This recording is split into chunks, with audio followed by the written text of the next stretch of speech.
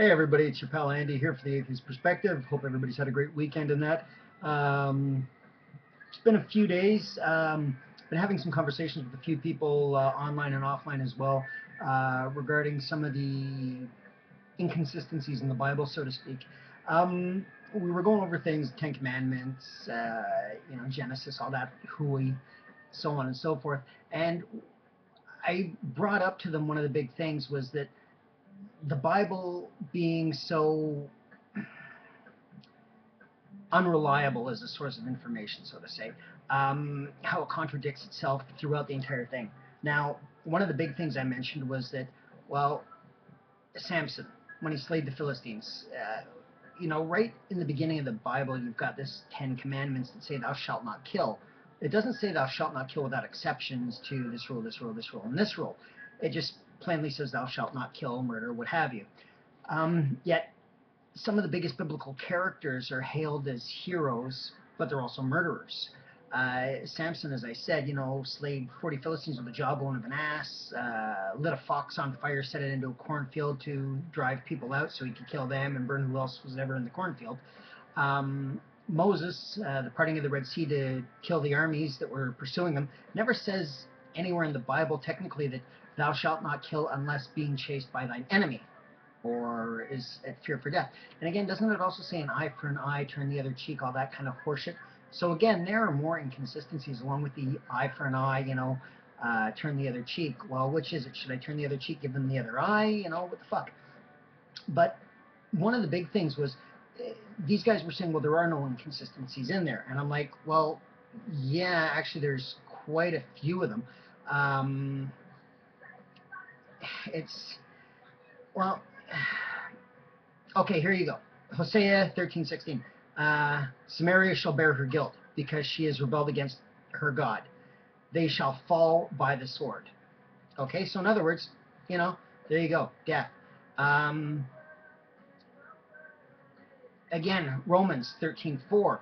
For he is God's servant for your good. But if you do wrong, be afraid, for he does not bear the sword in vain.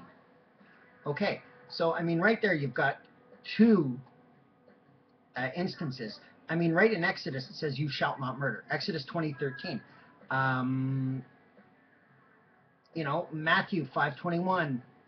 You have heard that it was said to those of old, you shall not murder, and whoever murders will be liable to judgment.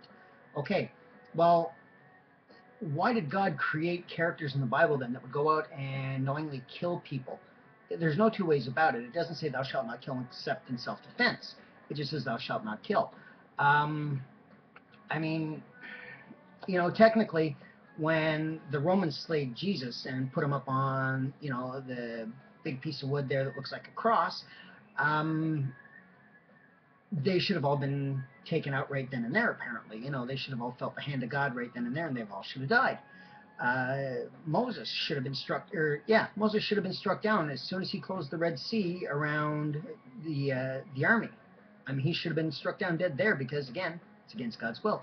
God himself is not innocent in this, and the fact that he flooded the world, killing every man, woman, child, unborn child, and animal, plant life, sea life that existed. Albeit, it doesn't say in the Bible anywhere that thou shalt not kill unless totally ashamed of thine creation, or thine own creation. Okay, so he was ashamed of us. Big deal. Is that the cause for genocide? No.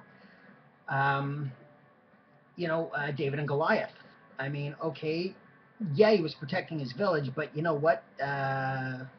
Dig a trench, get everybody in the village together, dig a huge trench, let the giant fall in, and, let him work his way out. By the time he works his way out, it'll be too weak to do anything, and he can just go, run along now, run along, play away, go away.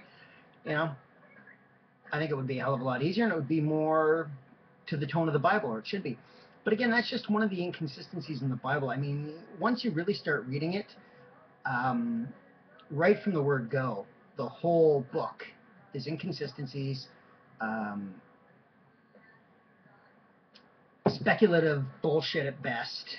Again, I didn't see anywhere that God's name was written in it by his own hand. So again, that's one of those things you have to take into consideration. It's supposed to be the book to prove God. Well, why didn't God sign it himself, you know. I mean, could have just been like, you know, hey, your pal God, you know, have one for me at the bar tonight, ha ha ha, you know, lol, whatever.